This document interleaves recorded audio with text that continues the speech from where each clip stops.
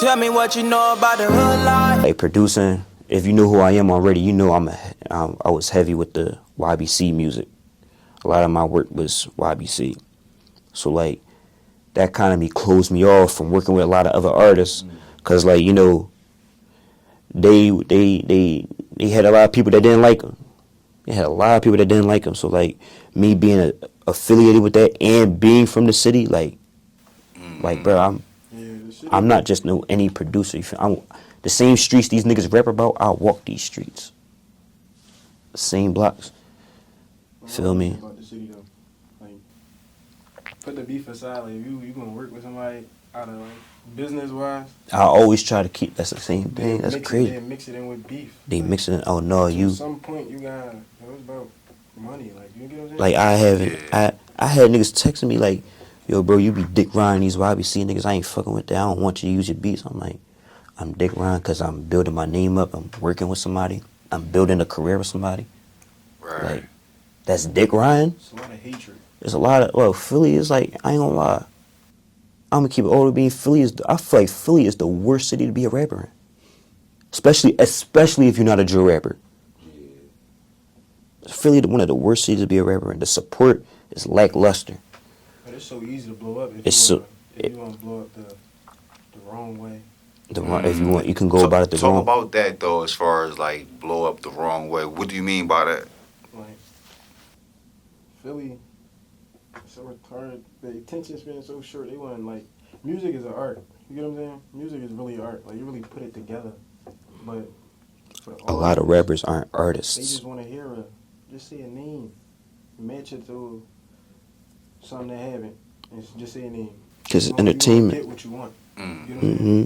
So how was it for you as a producer? You know, when you first like making the beat, and you got a whole different creative process. Like the way you making the beat and thinking about it is totally different from the way that a rapper will put together his lyrics. So how was you feeling when you first heard your beat and you heard some of the things that was spoken on them? I ain't gonna lie. It's definitely at the time, like when I first started working with YBC, I was only 16, so I wasn't really too knowledgeable on what going on in the streets. I just knew who the rapper was. So like hearing all this and like people telling me, yo, bro, be careful when working with these niggas. Be careful. I'm like, bro, I'm just a producer. Like, what are you talking about? Uh-huh. But like, it's draining. I ain't gonna lie. Like when I first realizing it, it's like, damn, bro, I can't tell a nigga what to say on my beat. It was I really just accepted it. Like the first song I produced, I was like, damn, dude, you talking dirty. But no facts. It was like the shit was still hot though. It was still a good song. I could imagine I just being in a position like this is something you pretty much like you created this, you put a lot of time and effort into it, so you expecting a certain, but then you hear it and it's like, and it's hot, but it's like you can't even tell it like, no, bro, no, don't. I can't even tell people who I'll be scared. I'm like I be at shows like, yeah, I produce for a lot of artists in the city. I don't even want to start saying names because I don't know who in here gonna feel some type of way, because no matter how much I post all the time, I am not affiliated with no Philly gangs, no beef, no camps, no none of that type of shit. But people don't care. They can't see that. Facts. So what was your thoughts, you know, how was you feeling when you first got the news of the passing of YBC Dul? I ain't gonna lie. Like, let me speak on this first before I say this. Me and Dul relationship wasn't just I'm emailing him and he put the beat out and he just sent me some money. Like he would actually call me, like we actually talked, we had conversations. I taught him some shit, he taught me some shit. Like I engineered him before, I recorded him a couple times. So like it wasn't really a friend, but it was just like a good business relationship. So like hearing the news is like, damn, like that shit hurt. I ain't gonna hold you, this shit hurt. Cause one, I can't even lie, I wouldn't be here without him. Feel me? A lot of people when people think of me, they instantly think of Dul. Like, yeah, he did Slide Provide, I'm his son, he a ball. That's what everybody say every time. Ooh. That's what literally those exact words. They was putting up some numbers together. You know, real rap. Like Zom got 1 million views. Slider Provide got 1 million views. Like those is my first 2 songs that I produced that had 1 million views on it. So like that's even for him, me having that kind of milestone with him. It's like it's life changing. Besides even career changing, because it's like, dang, Now, this is our major accomplishments. one of the last questions about Dul, you know, talk about, because it's a difference between YBC Dul and who Abdul Vix is as a person, for real, you know. So talk about, and I feel like that Brandon interview, that last John, it's kind of a question thing. Talk about how you felt about that last Brandon interview, and then talk about who YBC was, you know, who you saw as a person. See that Brandon interview, like you definitely get a lot of insight as to what his mission really is. Like people say, yeah, the dissing, how many niggas died and all that, but like when you watch the Brandon interview, he was like that he was basically talking about that wasn't the goal. It just came with it, and we just had to accept it. Like if you don't know, they actually was the ones that took the first loss. So like, you know, when you lose somebody, that's a pain that's never gonna go away. I ain't condoning nothing they did. I ain't saying nothing they did was right. But at the end of the day, it's the streets. We in Philly. That's how it is. So seeing like, hearing him talk about music, like he wanted to just get rich and build a better life. He was all about having a better life. It's just the way he went about it was crazy in most people's eyes. Facts. So like, Dul as a person, he really just all he wanted was a better life for himself and his family and the people around him. And he found it through rapping, and so he just kept going. Like y'all, people who listen to him, you see he's a really consistent person. He was dropping videos back to back to back to back. Now, I want to know your thoughts as far as you know, being so close to this whole situation, you know, and you being like an artist and true to the music. What's your thoughts as far as, you know, seeing everything but still staying true to yourself and not really hopping on the drill wave? I feel like the drill wave is like the same thing as a trap, because you're going to get a lot of views, you're going to get some momentum, but you kind of get stuck in that position. Then you got like a face target on your back without making the money as an artist. So talk about, you know, your thoughts and you just being like so close to make your own decisions. I say, you know, I want to say everything in life comes with a risk. Like, no matter what you take, it comes with a risk. So, like, I could say, I see the other drill, you know, here and there all on the gram, posting clips. I could say, just be yourself. Like, You what I know, want for myself. You know what I'm saying? I don't want to blow up from seeing somebody else's name, and now I'm just, well, he the biggest There's no. That's not good. You feel me? At the end of the day, biggest op in Philly. I mean, once everything's done, like, what did I gain from being the biggest op? You know what I'm saying? Mm-hmm. So yeah, I said such and such name. I'm trying to go far. Facts, though.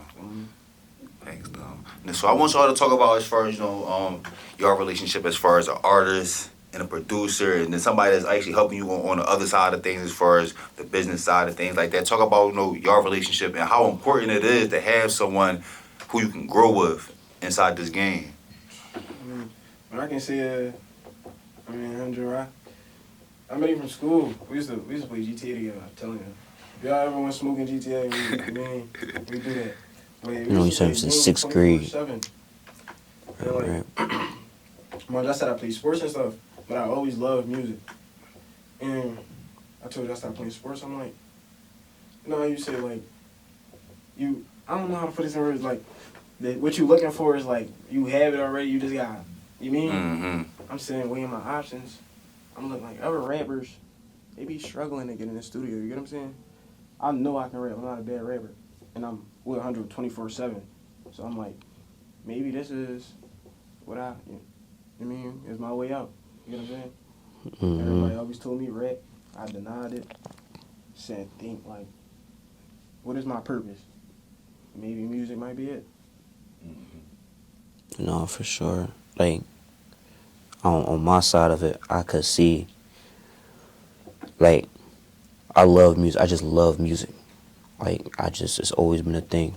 I listen to all types of music. You listen to music you never expect me to listen to. Like so, knowing this nigga since 6th grade, having him as a long homie, and seeing how talented he actually is like, damn, how can I provide to this? How can I?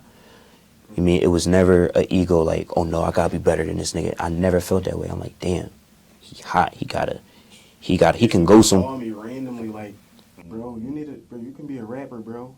You can rap. Mind you, he was always into music. He's like, bro, you can rap. Always told me drop music. So always denied it. But one day he just got me out of my shell. I dropped the song. For sure. No, that's what it's about for real. And like I said, bro, I want to highlight y'all, and I definitely want to give y'all flowers because it's hard being young and working together. I be talking to a lot of young artists, bro, and they talk to me like I don't know what I'm talking about. You feel me? And I done show proof and resume as far as helping artists get to the next step and things like that. So I try to tell them, bro, it's so important to have a team or a manager or somebody that understands the other stuff for real. But talking to them, they just like, no, I could do it on my own or this and that, or I don't want nobody, this and that. So it'd be like, what was it that you just like, or how do y'all kind of what is it that allows you to see the bigger picture for understand like, no, I actually need help in certain areas and things like that? It's You never know everything. And like I ain't gonna lie, a major part in that is just like you gotta be genuine. Like I genuinely wanted to see him win. He genuinely wants the same thing for me. So why am I not going to teach him some shit he don't know? And why would he not listen to me? And he know I'm coming from a place where I want him to win. That's the main. I feel like that's the main part. Because if you have an ego, nobody with an ego learns anything. Yeah. Nobody who just wants to step on anybody to get to the top is going to learn anything. They're going to use people. They're going to steal from people, slime people out. You don't learn shit from doing none of that. When you actually learn, you get maybe doing all that might get you to the top. If it worked, hey, you did it. But now you get to the top, it's like, all right, you ain't got no support. You don't got nobody that's going to help you. You dependent on a label now. You don't got no relationships. You done ruined all your relationships. It's really like just being a genuine person. I feel like a lot of like I said before, a lot of rappers aren't musicians, aren't artists. They doing it to. Yeah. They see it as they get out of Philly ticket. They get rich ticket. They don't really love the art of music. They just good at it to a point where, all right, I know I can do something with this. Right. Like they not really. I understand. They ain't really I see committed to the craft. Right. Like if you're not going to do something, if you're not willing to do something that's not going to make you money, but you still enjoy it, then that's not a passion. That's a job. So, all right. So I want you to name, because like I said, you got a crazy list of artists that you work with. So name the artists from the city. If you cool and if you comfortable with it, name the artists from the city that you work with. Heavy artists, I work on the engineering side, FS the Bender. The whole Everything But Death, that album, the whole album was engineered by me. Most of those songs the beats were made on the spot. He asked me to make a beat and he gave me a description and I was able to match it. And he was like, he told me I was the best engineer he ever went to. And mind you, I have a portable studio. He was on house arrest. Yeah. Like, we wasn't in this. We had speakers. We had a mic stand with a soundproof joint around it and just a laptop. But I was able to make it. I know how to mix good enough to the point where you can drop your music and it sound cool. He told me I was the best engineer I ever went to. So the fact that he told me that, it's like, damn, like you really want to work with somebody who really love music. So like FS the Bender, I say, it's definitely fun working with him. You know, his music.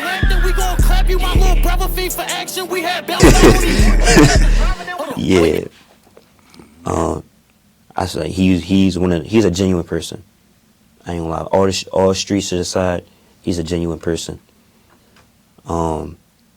Like besides him, you know, I recorded Skrilla one time, had a good conversation with him. That was a little one-time thing. Anybody from YBC that I don't really have a personal relationship with, I just made a lot of beats from. I produced for Kwani before. I actually came up off of party music for real. I went to a Young K show when I was 16, and I met the 5 Star Twins. Okay, yeah. And I just started sending them beats, and they had this one song that had, I think it had 900,000 videos made with the sound on TikTok, and it was my beat. It was the rule number 1 to be a cool ass nigga. That John, Okay. if you know that John, had 900,000 videos. I'm like, damn. So that's where it really sparked off at. So I could say the 5 Star Twins. Shit, there's so many. It's really a lot.